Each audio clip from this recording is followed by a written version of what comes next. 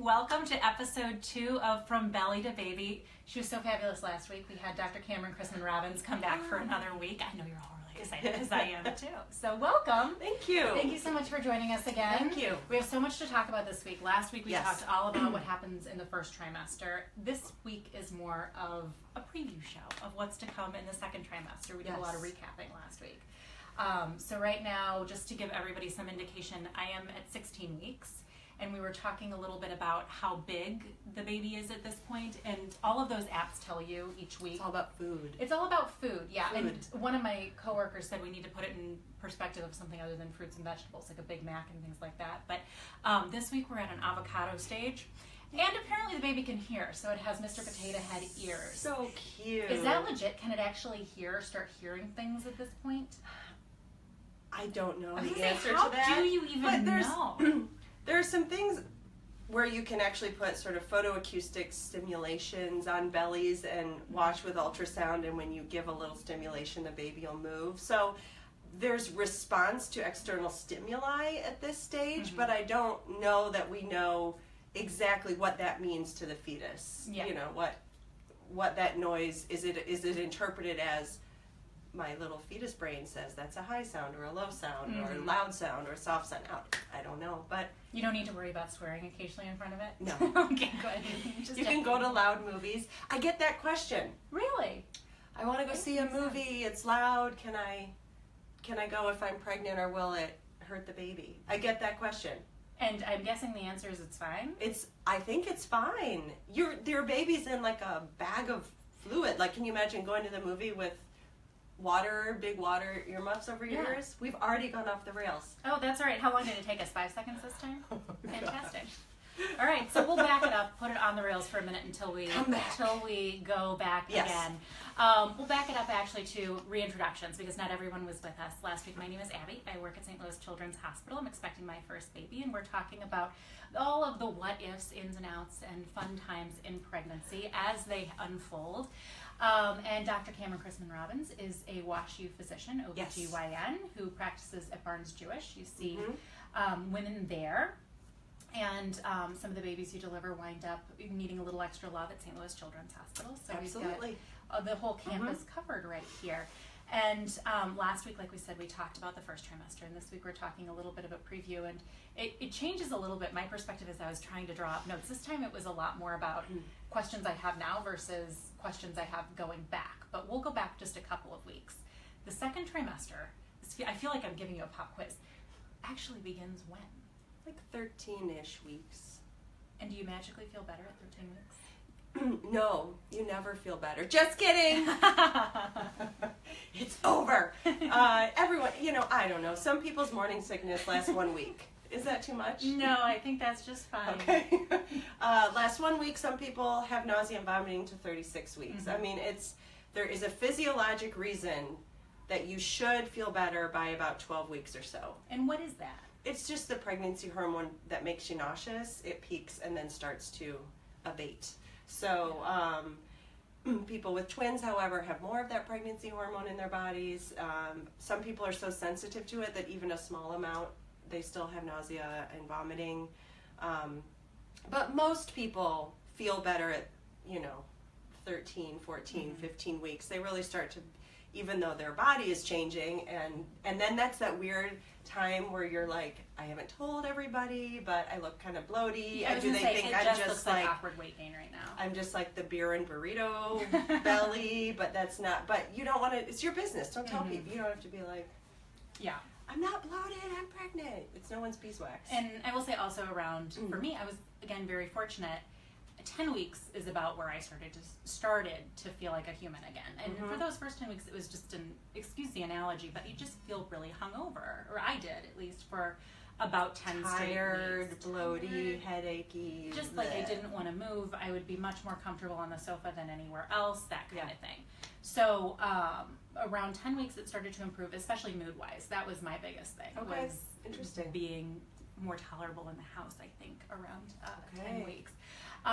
But then I have another friend who said nothing ever improved until 14 weeks, and I have a sister-in-law who I mentioned last week, and I bring her up all the time just because my heart aches for her. She was sick from 6 weeks to 36 weeks. So it goes back to I guess everybody really is. Everybody is, and it's not hedging, it's true. I mean, you are going to have your own pregnancy experience, and then your second and third babies may be different, and you may think that you have it down, and I know I'm going to feel better at 15 weeks because that's what happened the first time, but it's not necessarily true. So sure, and each one, that's another really good point, that each one can be different from the last. So if you had a crummy pregnancy the first time around, don't necessarily think it's going to be absolutely exactly the same the second time. Just don't ask Princess Kate, because she was apparently really sick with both.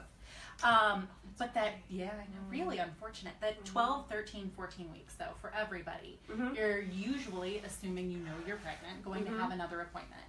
What happens at that second prenatal appointment? So you will have decided with your doctor at your first visit if you want a genetic screening. So we talked a little bit at the last visit about the tests that can put you in a high risk category or not, higher risk compared to average women of your age group and with your medical history. That ultrasound test and blood work is often done around 12 weeks. So if you decided to do that testing, it's called the first look test, you may have that done around 12 weeks or so, and that is an ultrasound looking at the skin thickness of the back of the embryo's neck. However, so that obviates the concern that you sometimes feel at a 12-week doctor visit, where they just put the little handheld listening device on your belly, and there is always this delay of silence in the room, and you're like, oh, there's no heartbeat, but it's so little you can't find it right away. That's so funny you bring that up. My husband had talked about that after watching our first episode. He was saying, that was one thing I wish you would have brought up, was that 15 seconds, even though our doctor was very clear at the beginning, it's going to take a minute for me to find this, the baby's really tiny. That 15 seconds does feel like an eternity, especially when you've read and made yourself completely paranoid with the Googles about that being the benchmark for whether the pregnancy is viable. It's hard. So if there's any, number one, a lot of doctors will say, don't be scared if we can't find the heartbeat right away. And I don't always remember to say it, and this will remind me to always remember to say it. They can always get an ultrasound in the room, or order an ultrasound if there's an ultrasound suite in your doctor's office to look, because vast majority of time, if you already have had an ultrasound and everything looks good at around 8 weeks like we talked about last time, that ultrasound is most times going to be fine at your next visit, or finding the heartbeat will be fine. It just takes time, because what is it at 12 weeks? 12 weeks, I think it's a walnut. Peach. Oh, is it a walnut? No. I'll have to look this up, because it was... This is important. This is very important. You keep talking. I'm going to look it up and see what it says. It's bigger than a walnut at 12 weeks. I thought it was a peach, but Matt may have been at 13 weeks. So we'll see if I can backtrack. Okay. I have actually not gone back to look at what has happened previously, just always going forward. So... Okay, so you look, and I will... So your doctor will make sure there's a heartbeat, either by the handheld Doppler or an ultrasound. You may have your genetic testing at that visit if you elected to get the first look test. Also, if you are over 35 or have genetic risk factors like a history of a baby who had Down syndrome, you may want the blood test, where they isolate the baby's DNA out of your blood, and that can be drawn at this next visit as well. You can draw it earlier, but sometimes there isn't enough fetal DNA in your bloodstream and they don't get an adequate sample. So if you do have it drawn earlier, you may come back and have it drawn again, or you just go for the first time around 12 weeks. And then it's just a lot of talking, like, let's go through your lab work that you had drawn last time. And they take a lot of blood in that first batch of lab work. There's many blood vials. Yes, but it's fine. In the one test, sorry, I'm totally bloodletting off here, but I thought it was really interesting. One question that came up with me was, why are they testing me for HIV? I mean, but and someone said it happens again later in pregnancy. Yes. That you're tested twice. But it's just part of the standard panel. Standard CDC national recommendations for pregnancy is to, my partner Denise Willers will know the answer to this, but we usually test it twice in pregnancy. I think the recommendations are once per trimester. Okay. And maybe my office doesn't always do that, but It is such a big deal to miss an HIV positive mom in pregnancy because it's very easy to really drop her transmission risk to her baby by giving her medication in the hospital while she's in labor. So that's just something we can't miss. And it's one of those illnesses that truly a lot of women who have the infection don't know. So it's an unacceptable miss when you're coming in and having a bloodletting anyway. And I think it's really interesting to know that that is for everyone. Everyone, not all any people. One particular person. Yep. Do they say, well, you look like you need it, but you don't? It's just everybody gets it. It's universal screening, and that's just the only way to do it. And we've reached the point in medicine too, and it was huge news a couple of years ago where you can, as you mentioned, cut the transmission rate substantially and even prevent a baby from having the virus. Correct. If you know it ahead of time with mom. Yep. So anyway, I cut you off. So HIV, the full blood panel, you go through the blood work. Panel, everybody leaves a urine sample at their first visit to look for it. Why is that? So pregnancy is a funny state where the symptoms of a typical bladder infection aren't always there when you do have bacteria growing in your bladder. So we pick up a lot of people who have a urinary tract infection and don't even know it. And when you're pregnant, if you have a urinary tract infection and it goes up into your kidneys, you can get really sick. So we do not want to miss a bladder infection that can be easily treated with antibiotics because pyelonephritis or infection of the kidneys when you're pregnant is a serious illness. And so is that checked at every appointment? No, we check it at the first visit, and then most appointments we will have. All appointments, the medical assistant will dip your urine. I don't know how everyone's offices work, if it's a nurse but and just putting a little dipstick in the urine can look for bacteria, white blood cells, other signs of infection. So if that quick dip happens, they may choose to send it for culture. But the first automatic culture of your urine is just the first visit. Okay. Yeah. Gotcha. The only. Yeah. Okay. So you go through blood work. Oh, and Group B Strep. What is Group B Strep? Group B Strep we'll talk about at the third. I don't know if I'll be invited back. Okay, go for it, because all I can think about is third throat and the bubblegum medicine you get for it right now. Okay, the third trimester one that you'll do probably with someone else, because I can't hold my train of thought. The third trimester, you get swabbed for Group B Strep, and we'll talk about that in detail later, but it's a bacteria that lives in all humans. Everyone has this bacteria in their lower GI tract.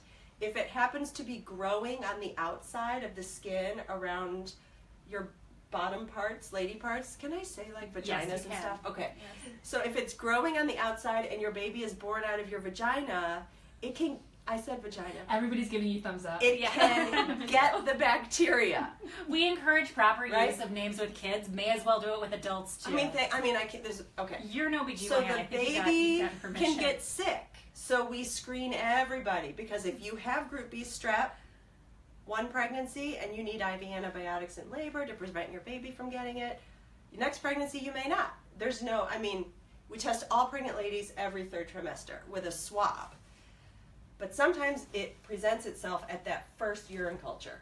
Okay. Sometimes people have Group B Strep in their urine, and they just will have antibiotics in labor regardless down the road. So we can find that, treat it, and know that that person's going to need antibiotics in labor. Okay, good to know. And then as far as the second trimester goes, so this is really your introductory period. Your first appointment is that introduction to your second trimester, let's say. We know that nausea is going to get better. Yep. Fatigue, in theory, is going to get better, which you tell me will actually happen, and I won't be asleep on my sofa at 9:30 every night. I'll give you a maybe on that one. Okay. I'm willing to commit maybe. Okay. But probably. I'll even say probably. I was working out yesterday, and it just happened that there were two women who were late 20 weeks in pregnancy, and they were very clearly pregnant rather than burrito pregnant, which is kind of where I am right now. Can we get t-shirts? Yes, I think so. Burrito pregnant. I think we should do that, actually. I like that. Yeah, I like it. We'll work on that. But they had said, I was just chatting with them, and I said something about, I said, I'm still waiting. Everybody says that second trimester comes with this awesome top of the world energy. I feel a heck of a lot better than I did the first 12 weeks, but I'm still really tired. And they said, oh yeah, it gets so much better. And I said, I don't know, I'm still asleep by 10 o'clock. And both of them looked at me and said, 10 o'clock, you're doing well. That's pretty normal. Yeah, when you said that earlier, I was like, wow, she thinks that that's late? Early, because I think that that's normal life. Well, alas, maybe it's a new normal life. New normal. We'll go for that.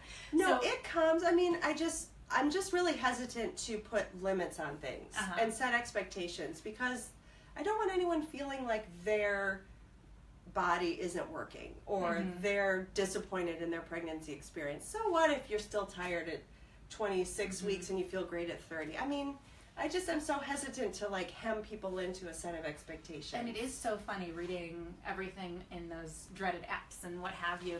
It's a clementine, by the way, at 12 weeks. Oh, thank you. Yeah, so a little smaller than an orange. We're talking about a cutie at this point.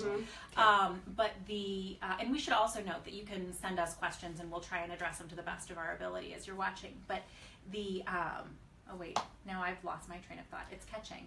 So 12 weeks, reading all of the apps and everything of that nature, you get so much conflicting information and so many ideas of what it's supposed to be like that it's almost upsetting when something isn't quite. That's what is upsetting like to it me. Seems like it's going to be. Taking care of people who are upset or disappointed in this amazing, ridiculously, phenomenally perfect, crazy physiologic process.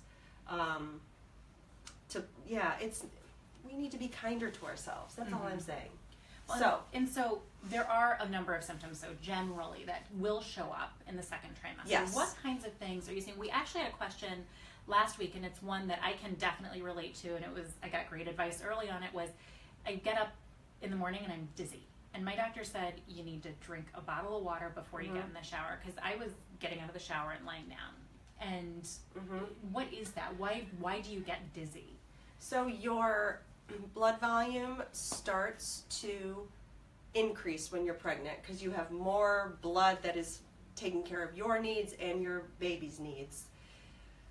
But that blood volume increase is a little bit behind the effects on your blood vessels that are normal from pregnancy hormones. So your blood vessels all relax a little bit. So if you can imagine, you've got all these veins and arteries that are keeping blood when you're standing up through the work of your muscles and your legs and movement. They're keeping blood going all the way from your toes to your brain and everywhere in between. But if those blood vessels kind of get less tense, if the musculature of the blood vessel wall relaxes, that blood will pool and less will go to your brain. And so you just feel dizzy with exertion. And when you've been sleeping all night, you're not hydrating. So you're waking up, you're standing up, you don't have enough volume, and your systemic vasculature is the resistance is lower, and you just feel lightheaded. Totally normal. A lot of people see black spots in their vision, floaties and stars, and that isn't scary. It just means you need to be thoughtful. I mean, mechanics of second trimester, right? Because you still, you might feel good. Your belly isn't ginormous, so whatever activities you used to do, gardening, exercise, picking up your 2-year-old, you feel like you can still do it. Like you don't have a minute-to-minute realization that I am gigantic in my middle, right? But your center of gravity changes. Yes. Your circulation changes. Your body shape is different. At least I have. I know that I have. My family would say that I have always been super clumsy, but I swear that pregnancy made it worse. It has I would I keep telling myself there are reasons this is happening. No, it's real. I feel like it's real. Therefore, it is. Yeah, thank you. I appreciate that. There it is. All right. So center of gravity is often you're just kind of just be careful. Do the things you do, but be thoughtful of your body. And if you used to run, do Pilates, all these things, keep doing them, but don't fall, please. Okay. And Pilates, we'll get into exercise and food actually next week, including things like special diets for vegetarians and vegans, those kinds of things. But as far as exercise goes, things as even low impact Pilates, even with all of that ab work, totally fine? Totally fine. 100%. Were you hoping I'd say no? No, I was. It is a little harder to do a plank, I will say. I can't hold it then do without something going else. down. Oh no, I still do it because it's just sort of like making my brain believe it'll have to do it. So you've got a few things that are changing, and it just is. I'm just noticing a difference in how long you can hold certain positions and things like that in workout classes, but everything seems doable. And I know that in the workouts that I do, I've seen people up to 9 months pregnant in them, so I believe it must be fine. It's fine. Yeah. All right, so you've got dizziness And any aches and pains that come up more typically in the second trimester? The round ligament will get you. Son of a gun, it will. It'll get you. It hurts. Yeah. It really hurts. People come in, I mean, it's worse, I think, just because of the physics of it, but going from lying to sitting, or going from sort of lying or sitting to standing, any sort of turning, it's like a fire knife. It feels like rubber bands that are suddenly grabbed apart from each other. At least for me, it does. It'll take your breath away. Yeah. And if you don't know what it is, so anytime, call your doctor. And so where is that pain? It about goes where your legs kind of meet from like your lower groin up the side. So if anyone in the office to me is like, I'm hurting here, not so much here. No, here, round ligament. Okay. Everyone does the same movement with their hands. And is it just a matter of the body stretching and adjusting? It's stretching. Okay. Your uterus is putting that little ligament on so much tension. It's freaking out. Even this early. That's the wildest thing to me. Yeah. That, what about looser joints? Does that happen at this point? I think that's more pronounced the later you get, because you produce this thing called relaxin, and it causes all the ligaments of your body and everywhere that you have joints to just sort of loosen up, which is completely normal because you're about to have a baby come out of your pelvis, right? Like you need to be. Yay! Yeah, it's something the size of a watermelon. Eventually, this avocado will soon be a watermelon. But I mean, that is starting. That process is starting for sure, and it just gets more throughout. And so we've got round ligament pain, backaches. Typical? Maybe. No. Can you sleep on your back? Yes. Until when? So you are created as an organism that makes humans to not hurt your humans while you sleep. Okay? When your uterus and baby are heavy enough that if you lay on your back, they compress the vena cava, which is the big vein that's lying in your back, and your aorta, it's not comfortable to do that anymore. Okay. So your body, if you wake up on your back tomorrow morning, please don't call me crying. Okay. That you've hurt your baby. All right. Your baby's great. You can sleep on your back. If it's comfortable, it's okay. In a perfect world, sure. You've got the body pillows and you're on your side. And by the way, I got a body pillow last week. That thing is like the Loch Ness Monster. It's huge. I looked at it, I was like, there's not going to be room for people in this bed. No. It's a monster. It's a fortress. It really is. Yeah. But I will say it does a nice job, because I had read you had to sleep on your left side. Sorry, again with the Google.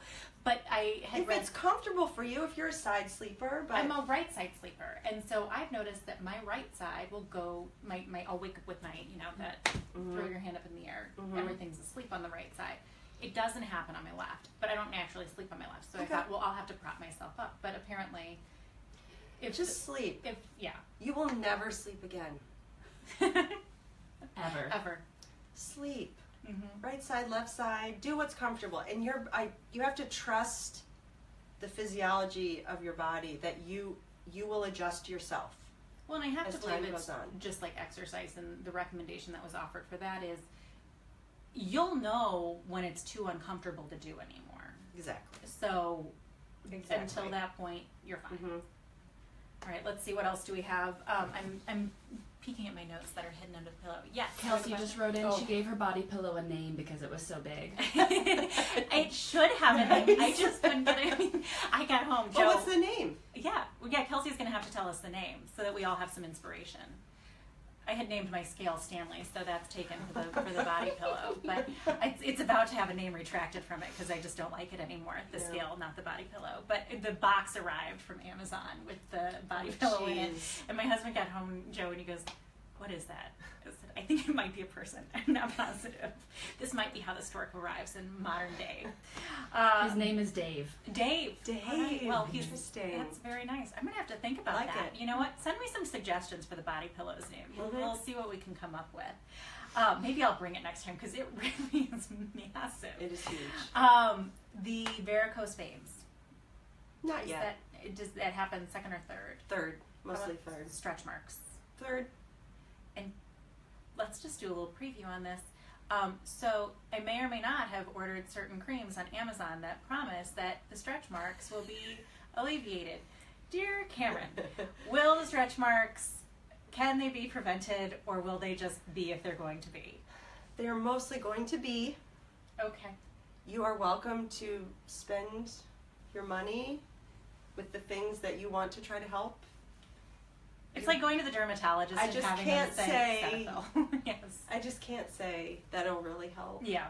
Well, and that is general It's a lot of genetics. Yeah. It's a lot of genetics. And how can you prevent genetics? It's like, I mean, skin in general. I mean, I've heard that from one dermatologist after another that we've talked to over the years for work has said, you can use the products that you pay $200 for in the department stores if you like them and you like the smell of them. Cetaphil and Vaseline are going to do wonders for you. And I think the same, I mean, are stretch marks a skin condition? Or is it a skin issue, or is it something? It's just a skin stretching reaction. Okay. All right. And do they go away? Sometimes. Okay. They can fade from like pink purple to white, and you'll still see the contour of the stretch mark in the skin, even though maybe you won't see a discoloration. Sometimes you can just look close and see that, and sometimes they go away. Well, and if it's a scar, I just remember one of our pediatricians once said to a little kid that, I thought this is so brilliant, he had just a heck of a scar on his leg, and he said, it's not a scar, it's a badge of courage. So we'll just say that these are badges of courage. And Chrissy Teigen, if you're watching, we'd like to invite you to our next Yes, we're going to have But I love her. She posted a picture of her stretch marks after her baby was born. Is she the one who was just out talking about postpartum depression as well? Okay. Yes. And I love that. I mean, this woman is literally a Sports Illustrated model. Beautiful, funny, bright lady. And she talked about doing Weight Watchers, I think, after. And I have some stretch marks, so everybody can just relax. I love it. Just normalize normal. And I don't know why we need to look to, you know, Chrissy Teigen. I love you, but can I say Chrissy Teigen? Sure. Okay. We'll I thought nice. But I would like if we could, of our own friends and family, normalize what's normal. But if it takes Chrissy Teigen, then that's perfect. Do we have a question? We do have a question. Somebody has written and asked, Kelsey wrote in, and she asked if there's a way to prevent preeclampsia in future pregnancies, because she had a ton of swelling when she was pregnant the first time, and they didn't catch it until labor started. Okay. So for the second pregnancy, what should she be thinking about? So, and we should note this beforehand, all of our answers are very general, so certainly Kelsey and whomever is out there and you have questions about your own specific pregnancy, you need to talk to your own doctor about your own body, but generally speaking. That would come up, hopefully, at the first prenatal visit, is also talking about your personal history and medical history, and knowing that you had preeclampsia before. Your doctor can maybe set a plan for you for follow-up. Most of the time, it's routine follow-up, like blood pressure checks that we do normally, and you know, sometimes they'll start you on a low-dose aspirin after 12 weeks to prevent preeclampsia in future pregnancies. What is preeclampsia?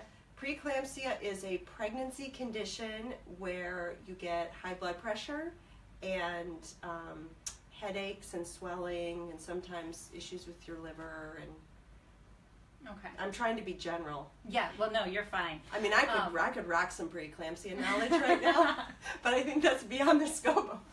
Let's go back to Chrissy Teigen. Exactly, we'll talk about fun stuff. But is it preventable? I mean, if you've had it in one pregnancy, does that... I would say it's not preventable. It can be caught early and treated. Okay. To optimize mom and baby's health. Gotcha. And so as far as that, and that's why they put the cuff on you every time you go in? Yes. All right. Very good. Let's see. We've already covered when you can start sleeping, when you have to start sleeping on your side, which is when your body tells you to. I think this is a perfect example right now as my thought derails every 5 seconds, but pregnancy brain. Is it real? I have decided it is. Okay, thank you. I appreciate that. I know that in the first trimester, it's not, I don't think, been proven that it is real, but for the love of Pete, it's real. Did you experience it? Yes. Okay. Clumsy pregnancy brain. Joe says I cannot hold two thoughts in my head at once, which is completely true. Now, could I before? I don't know that I was all that effective at it, but right now... It felt real to me. I do very much have to say, wait a second, let me answer your first question, then I'll get to the second. And I know at work, every day, it has to be on a list in front of me. Yeah, a lot more lists and sticky notes. Oh my gosh, I have wallpapered my cube in sticky notes. Yeah. All right, so it's real. You just adjust your organizational skills to account for maybe being a little less focused naturally, right? It's tough to develop organizational skills whenever you're not very good at it to begin with. But appetite, does that increase typically? I don't know, maybe. Is it because the kid's hungry? But remember, you're not eating for two. Not eating for two. But it was the baby that wanted the chocolate ice cream. I swear it was. You're hungry and you eat. Eat when you're hungry.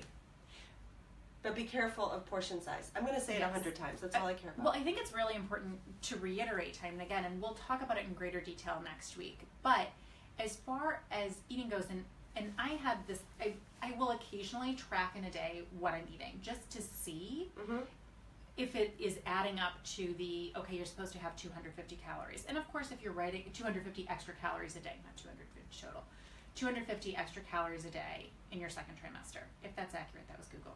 I digress. But I think writing it all down makes you more mindful of what you're eating. Sure.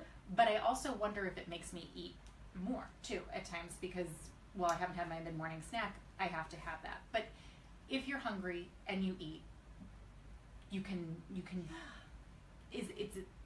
Should you ever not eat when you're hungry? No, you have to eat when you're hungry. So I think eating more often is the key. Well, and that's... Don't let yourself get so starving that you sit down and have 5 hoagies for dinner, right? Well, and if you have 5 hoagies, and I don't know if anybody else has experienced this problem, but you can have 5 hoagies at one time. But the fact that you can't eat as much, I mean, so I'll go into lunch completely starving if I've had just a busy morning, and I will wolf down whatever's in front of me. And then 10 minutes later, I will regret it because I will feel more full than I ever would have before. Small, frequent meals and lots of and lots of snacks. Heartburn. And heartburn's pretty normal?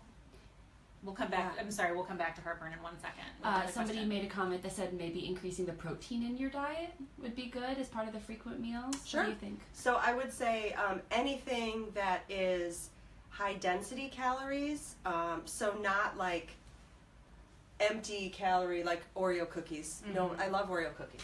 But like cheese and protein, protein like cheese and walnuts, and some people like, I had a girlfriend who loves beef jerky when she's pregnant. Do I have that? And it was like the only thing that kept her from feeling nauseous. It is very random that I happen to have this I had it in my purse, as a matter of fact. It's kind of a fun what's in the bag game that we play every once in a while. Last week it was Cheez-Its and M&Ms.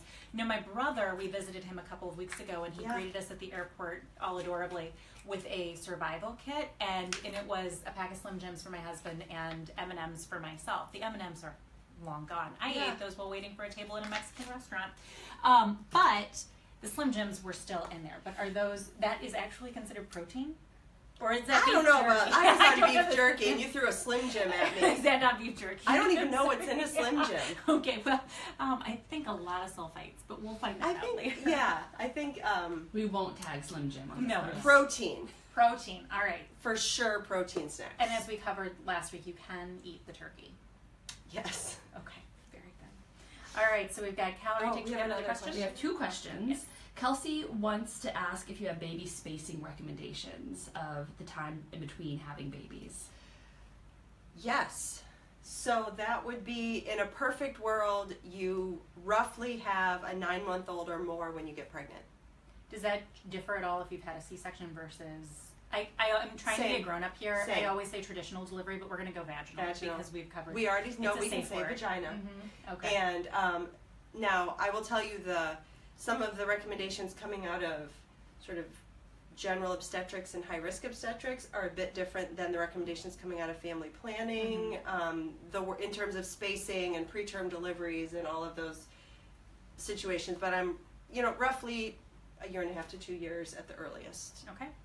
Baby to baby. And on that note, Laura asked, how old is too old to have a baby? Current recommendations. We don't have a number for that because there are a lot of really healthy 45-year-olds and there are a lot of really medically complicated 30-year-olds. So I don't think I would give you an age cutoff. Savannah Guthrie, I think, is 44, 45. And she just came back from maternity leave with her second. Love it. Yeah. Perfect. So, one other question. Jocelyn says, how worried should she be that her doctor said she's pre-Placenta Previa at 20 weeks? Okay. So definitely placenta previa or pre-previa? Placenta previa. Can we discuss first of all what placenta previa is? Yes. So that's in this second trimester talk we're having, is the ultrasound. Look at all the baby's anatomy. Every single bone in your baby's body will be measured. Heart, GI tract, brain, everything. And that happens around 18-ish, okay, 20-ish. So also, they look at your ovaries. They look at the shape and length of your cervix and your placenta's location. So your placenta, if it's growing near the opening of your cervix, is called a marginal previa, which may be what we're thinking about almost previa, semi-previa, pseudo-previa. Around here we call it marginal previa, and over time there's a really good chance that as your uterus grows, the placenta moves up and away from the opening of your cervix. If it's covering the internal opening of your cervix, the internal os, then that's just usually referred to as a previa, and sometimes can scoot a little bit, but you'll get repeat ultrasounds and see how far it moves. Okay, and the placenta, just to get very basic, is doing what for you? The placenta is putting your and baby's blood like in a filter next to each other. Okay. So you can get baby oxygen and nutrients, and whatever baby's waste is that it doesn't need can get filtered out through your bloodstream. Okay, so we've covered the ABCs of this, and I'm sorry, the question again was... What's a pre-previa? What is pre-previa? How concerned should she be?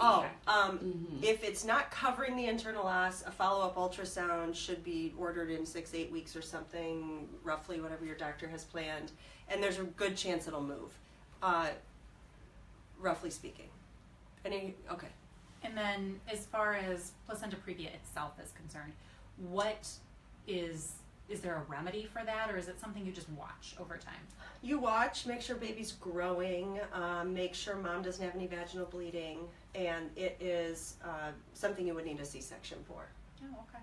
Gotcha. I had a girlfriend who had that reminds me, I think I was working with her, she's got I think her son is now 7, 8, or as I said about Jenny's son last week, they're permanently 5. Every little boy I meet locks in at 5. But I'm pretty sure he's in grade school now, but she did have that, and it was full previa for the duration. Can't have sex. Yes, I do remember her saying that. Marginal previas and previas, we recommend pelvic rest, which is weird doctor word for nothing in the vagina.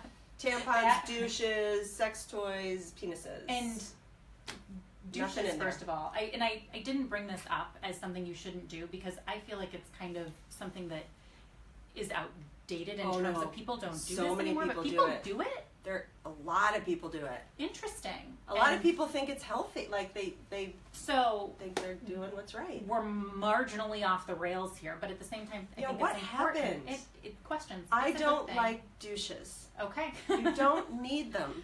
All right. T-shirt. We are coming out with so many. Oh my gosh, are we going to get censored by Facebook for this? I mean, in the context of it, it seems like it seems medically appropriate. It seems medically appropriate. I think exactly. Yeah, I think we're fine. All right. And do you recommend none for anyone? None for none. Okay. I cannot think of an exception to that rule, but I might. But no. Interesting. I thought that they were a thing of the past. Okay. Yes, another question. Another question. Megan asked if you think there's any benefit to placental encapsulation. That is a really big question, and I would recommend tuning in for the 3rd trimester talk. Is that what that is? Yeah. When you have it? Yeah. Okay. I love that question. It's a big question, but that's like... Can you make a note of that for us, Jackie, so we can we'll get it talk later? about it. Awesome. I have thoughts. I have thoughts. I am excited to hear interesting. them. It's really interesting. Yeah. I feel like we should dedicate an entire episode to things you read in people. I have a PowerPoint presentation about placentas. Fantastic. All the things you can do with them. That's screaming to be an episode. It really is. Okay, duly noted. We had 1 week left to fill. Okay. We're going to have to change some episodes around. This is going to be great. All right. Unless we have any more questions or you have any more thoughts about signs and symptoms, things like that in the 1st trimester, or 2nd trimester, pardon me, we'll move on to decisions. Can we, wait, no. Can I say, women can have sex when they're pregnant. Uh-huh. And a lot of women really like to have sex when they're pregnant. Mm-hmm. And a lot of women like sex when they're pregnant in the second trimester more than they ever have at any other time in their life. And that's okay and normal. And it's not going to hurt the kid? No. Okay. The baby doesn't know what's happening. Yeah, I was going to say, the baby, even though it has ears, let's remember, do we need to worry about that?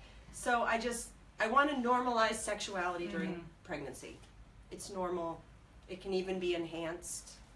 And it shouldn't be something you avoid because you think you're going to hurt your pregnancy. Okay.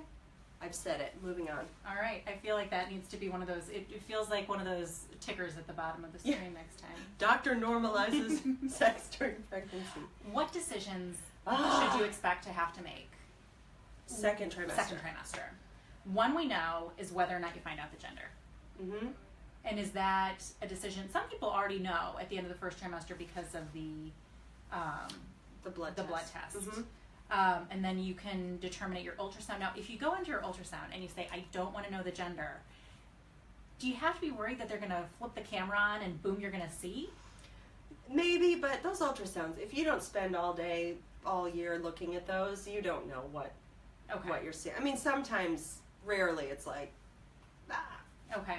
For boys. Gotcha. The boy parts. But very rarely.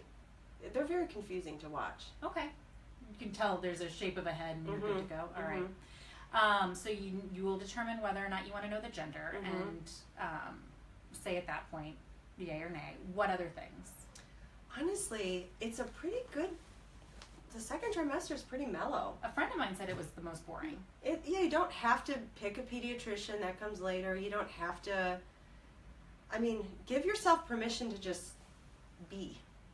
Because, things may come up on that 18-week ultrasound that lead you to more ultrasounds or more thoughts about things like amniocentesis. I mean, we're hoping that ultrasound's 100% normal, but sometimes there are things that come up that require a couple more doctor visits or more ultrasounds.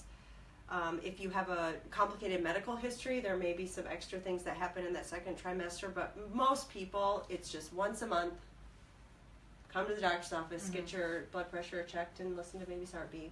Okay. Do we have another question? We do. Elizabeth said that she was induced with her first and ended up having a C-section. If she wants to schedule a C-section with her second, when should she talk to her doctor about it? And we are going to have a whole episode dedicated to this because that is a hot topic around here. Oh, yeah. But for Elizabeth's question. Every hospital's different. We schedule about a month ahead of time from whenever you would anticipate delivering. Our ORs our labor and delivery ORs we don't know a month in advance, more than a month in advance what's happening and what our schedule is. So I think it's not something you need to think about in the second trimester other than your doctor being aware that that's what you want to do. And if you're on a second pregnancy and you had a C-section for the first, does that automatically, first of all, mean you're going to have one for the second? No. Is it more of a choice? Because, correct me if I'm wrong, doctor decides C-section or no. In a perfect world, it's a conversation. Okay. Yeah. But the second one, do you have, is it depends why. Mom more of a, can she say, I don't even want to try it? I'd rather just go for the C-section? Sure. Or, okay. I think it depends a lot on exactly what happened for the first pregnancy and why the C-section happened. There are some things that, first of all, women have autonomy over their bodies. They get to decide vaginal or C-section. But there are certain situations a doctor may say, man, I'd really like you to think about a C-section, or I think you'd be awesome at a vaginal delivery attempt. Are you sure you want to schedule that C-section? I mean, it has so much to do individually with their history and their state of health and stuff. They're called VBACs, right? So if you're in the process of trying, it's a trial of labor after cesarean or a TOLAC. But if that baby comes out of your vagina, then you've had a VBAC. It's the hand gesture that gets me. It's just so illustrative.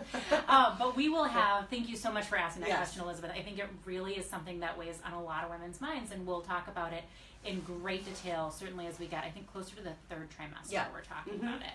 And we have another question? Yes, Erica wants you to go back to heartburn because we started talking about it and then we got off topic. So she said, what can be done to prevent, treat, etc.? I can tell you from personal experience, changing over to small amounts of food every couple of hours has made a massive difference. I also know that eating healthier makes, I mean, it's logical, but, and I will let you give your doctoring advice here in a minute, but just from one person to another, that made a huge difference. And I also know that, I mean, the heartburn medications, whether or not they're safe, I'll let you address, but I know that they give me horrible headaches, so I didn't want to go down that road. Not Tums, but the other ones. Okay. So. Anything from the drugstore is fine. Tums, Maalox, Zantac. If you can buy it over the counter, it's fine. We can take that out of the box, then we'll get to that in a minute. Yeah. No, but it's related to two things. Your stomach is being slowly pushed up against your diaphragm as your pregnancy uterus grows. And remember I said that you get dizzy because all of your blood vessels relax? Well, similarly, the muscle that is between your stomach and your esophagus relaxes. So it's basically just an open channel for stomach acid to go up into your esophagus when you're pregnant. So between that and as your uterus gets above your belly button pushing up, it's, for a lot of people, it's quite miserable. But a lot of medication options for you. But first, absolutely try dietary changes. Things like tomato sauce. You know, we Americans eat so much tomato sauce. There are aisles and schnooks of tomato sauce that is so acidic. So little adjustments to your diet may really help. I think another topic that is important to hit on, a girlfriend of mine said she's going to write a book someday about her pregnancies, and she said, I'm going to call it Constipated in Heels. I think constipation is one of those topics that really bothers a lot of women. Oh my gosh. You said drugstore stuff is fine. What are your recommendations that you give? And why does that happen? When you say everything relaxes, to me, it would logically make sense then that you would have an easier time. Well, I'm about to blow your mind. Oh boy, this is going to be fun. I need some popcorn. Progesterone, which is sort of your forward hormone in pregnancy. You are like a progesterone nightmare. In a beautiful, miraculous way, causes smooth muscle to slow down. So the third element to pressure on your stomach, the muscle between your stomach and esophagus relaxing and opening up, is that your GI tract is slow. So what's in your stomach when you're pregnant might be there twice as long as when you're not pregnant. So instead of eating, digesting, and it starts going through the tract, it just sort of sits there, and then it goes to your small bowel, and then it goes to your colon. And the longer food sits in your colon, the more water is taken out of it, and the harder your stool is, and the harder it is to go have a bowel movement. So you've got to be on it. I tell people, don't let yourself get constipated. Throw some Miralax in your morning juice, or go ahead and start taking some Colace if you're at all thinking I'm on the edge, because if you let it go untreated or unmanaged, or eat prunes, I don't care, do a thing, try something, but it is a natural state of pregnancy. Does water help? Drinking more water? I mean, I've heard that exercise and water do help, but I don't know that... Exercise and water are not bad ever, but I think it's more than just water, because I know people who are crazy hydrated. I mean, their urine is like clear, and they are so constipated and miserable. So I think you need a little extra zhuzh. I think that's really important, because, and we'll talk about this in a little bit, I keep referencing the box. We have a whole box of things here that I've read somewhere along the way are bad in pregnancy that we're going to demystify a little bit, or take away some myths in just a second. But the idea of anything in the drugstore being safe is really hard to wrap my mind around.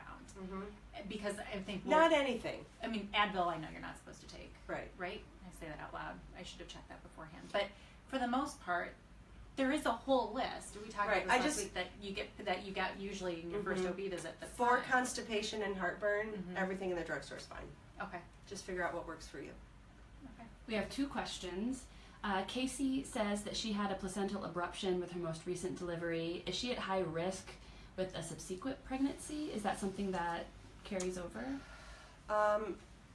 I would...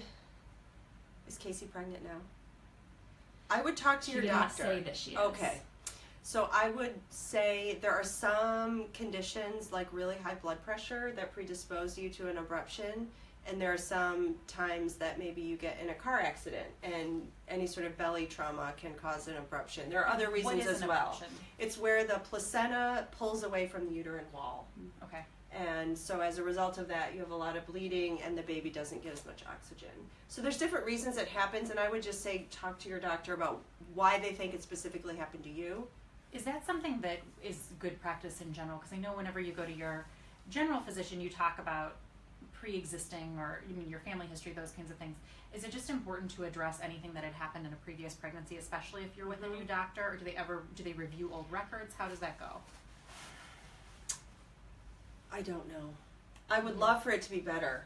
I'm actually working on a draft kind of post-pregnancy medical care document that I'm hoping to circulate among our residents and my partners. And I think a pregnancy happens, the baby's born, and then there's just this void where your primary care doctor doesn't know what happened to you. And there are things that can happen in pregnancy that put you at higher risk of different medical things happening over your life. And there's not a lot of communication sometimes. But I don't want to put I want patients to have sort of ownership and autonomy over their health, but us medical professionals should make it easier for people and make communication more seamless after pregnancies, because it does happen that somebody who has really, really tough to control gestational diabetes is at higher risk of developing non-pregnant diabetes, but that communication just often doesn't happen. Interesting. So is it important was it Casey who asked that question? Yep. Is it important for her to talk to her doctor specifically about issues that affected her first pregnancy before she gets pregnant? Yes. Okay. Yes. Before, or in a perfect anytime. world before, but yeah, anytime at your new OB visit, or I think anytime. And also, it's good to tell your primary care doctor too if you had medical problems in pregnancy. Yeah. And we said along the way, we were just in a meeting before this, that I said, the episodes will get shorter as we go on. I think that was a lie. You've been lying. But you know what? That's all right, because I think all of these are good topics, and we really appreciate everybody sending their questions. So thank you. Sending them. Yes. And one other thing, I keep saying one other thing, but there's there are a lot of things. one other things. As an OB, can you tell us, have you heard it all? Do you judge? If someone came to you and said, I've not heard it all, because I get shocked on a weekly basis. I keep thinking I've heard it all. Not shocked like in a judgy way, but I'm just like, okay. And my job is never boring. Yeah, but as far as, should anyone ever be embarrassed to tell their OB something? Oh, please, not like that. I didn't realize that's what you were asking. Yeah. Oh my God, I've seen it all. Because I think I've heard it all. People are embarrassed to say. That makes me so sad. It should be the safest place. A woman sitting in her OBGYN's office, any physician's office, I can only speak to my practice, but that should be the safest place to say anything. Say anything. I've had people reveal who you would never think of it or know that they're swingers, women, and so they need extra testing for things. People you would never think of it. And that meant so much to me that they were comfortable and honest, because I can take care of you if I know. Does it make it easier for you? Oh my God. That honesty obviously makes it easier for you. If there's something that's part of your life and your well-being and your truth, for overuse of another overused word, but it's real. Like, you gotta tell me. I will not ever judge anything. I will be surprised by the complexity of human physiology and the complexity of pregnancy, and I will be delightfully surprised by things all the time. But in terms of people telling me anything about them, I'm not even, I take that as an honor that people would share with me. Any other questions before we? Yes, and it leads into the box. Okay, fantastic. Yes, it leads into it perfectly. I'm so sorry, but I do have to only do it. Okay, we will go through our box and then we'll be out. But first, the question. The question. So, Erica is having problems sleeping. Are there any over-the-counter sleep meds she could do that are safe? Unisom and Benadryl are both safe. And they will make you a little bit groggy sometimes in the morning, but they're fine. I have to say, our specialty is a little split on melatonin. There are some different opinions about melatonin and fetal sort of sleep brain development. I don't know the details, so please, Melatonin Association of America, don't yell at me. But that one I don't know. I need to learn more about it before I could say yes or no. But for sure, Benadryl and Unisom, which is another antihistamine, those are fine. Okay, terrific. Kitty litter. Kitty litter is fine, but if you have an outdoor cat who goes to the bathroom in the kitty litter, you should not do the kitty litter cleanup yourself. Before we get into the rest of this, I had convinced my husband that I couldn't pump gas in the first trimester. I was really hoping to keep that train rolling into the second and third, but... You can pump gas. Okay, fine. Sorry. That's all right. He's a nice man. He'll keep pumping it for me if I tell him to or ask him to nicely. Retinol. Yes. Fine. Retinol is vitamin A derivatives in high doses are known to cause fetal malformations. Topical retinol is probably fine, but I think I need to say to try to find other things other than topical retinol. Okay. But I have no data by which to back that up, but... Okay. Clorox wipes are representative of bleach in general and chemical cleaning products. Fantastic. That's good to know because I just used those. Pods. This one I'm fascinated by. What has he been reading? I don't know. I don't know where he read it, but it was another one I was kind of appreciative of. I was like, well, if I can find a way not to take the garbage out, I will have it made in the shade. But these are dishwasher pods, and I think it was a correlation with a couple of other different news stories, but dishwasher pods, laundry pods, those kinds of things are fine. Okay. However, don't eat them. My 18-month-old, Thanksgiving. No, I guess she was just 2. Thought it looked like candy. That is an actual problem. Did she get on into Thanksgiving, she kind of gnawed into it. I think she got a little bit of the liquid in, but didn't. That was awful. So if you have kids, these really do look like candy. Okay. So now we keep them on a high shelf. That little stinker. That's an important She's fine. disclaimer. Yeah. I love that I appreciate the fact that you shared that even the child of a doctor can do that. Okay. Yeah. We'll do 2 products at once here in the interest of time. We have hair straightener and hair dye. Fine. Okay. And it's fine at the salon too? No more hair? Perfect. No higher power? Okay. Nair. We go Great. from hair to no hair. Okay. Terrific. Hairspray, you're going to say is fine, so we'll skip that one. Nail polish. Even gel nail polish? Yeah. Really? Your infrared light's not going to microwave the baby? No. Okay, good to know. This is amazing. It really is. I'm feeling freer by the minute. Yeah. This is a lifetime supply, or at least 1 year supply of, I think, off-brand Claritin. I'm not sure. Great. Totally fine. Zycam. Love it. Zycam leads into, I brought this actually, I was going to bring champagne foods and we were going to have a toast at the end with Pedialyte. Oh. Because you were professing your love for Pedialyte before. But I noticed it has zinc in it, so that takes care of the, and the great flavor. I am going to try this. And if you didn't see our extensive discussions of the benefits of Pedialyte, please watch the last episode on the Facebook channel. It's on the Facebook channel, childrensmd.org. And will it be on YouTube at some point? Yes, it is on YouTube. Oh, good. Yes, you're a YouTube sensation, or you will be after today because the search terms are going to be just crazy. And to your point last week about this being healthier than Gatorade, 8 fluid ounces is 25 calories, so it clearly doesn't have the sugar content that anything else does. Whether or not it actually does any good, we don't know. But airborne, great, fine, okay. I think we're down to aerosol hairsprays. Love it. Fine. I mean, this is so good. I love that you did this. I just dumped out most of lightning serum. Hydroquinone lightning serum. This is a combination of a trip to the drugstore, a trip to Ulta, or Sephora. I'm not sure which. And I ran to Walgreens on my way and emptied my cabinets and my neighbor's cabinets as well. So yes, we've got it. If you want to be really, really, really, really careful, don't do any Retin-A on your face. I have no reason to believe that glycolic acid peels or salicylic acid peels or treatments are damaging at all. You'll be hard-pressed to find an esthetician who's willing to try that if you're pregnant. But I keep telling estheticians, including me when I was pregnant, I got glycolic peels because my skin was terrible. That's the other thing no one tells you. You can have teenager skin when you're pregnant. And then people are like, no Retin-A. Well, what do you do? So I think those products, if you have something, a soap with glycolic acid in it, or you want to do the pads or go for a facial, you're fine. Fantastic. Well, I'll take that as an invitation to go to the spa yes. and maybe head there for the rest of the day. But this was fantastic. Thank you so much, Dr. Camaryn Chrisman Robbins. We really appreciate it. We will be back next week. Don't forget to keep sending us your questions. Thank you so much to everyone who submitted them. It helps so much to hear from other women who are expecting and who have these questions. That is why we are here and why we are doing this. So check us out, Children's MD, YouTube, Facebook, and we'll be back back with more next week. Thank you. Thank you. Bye.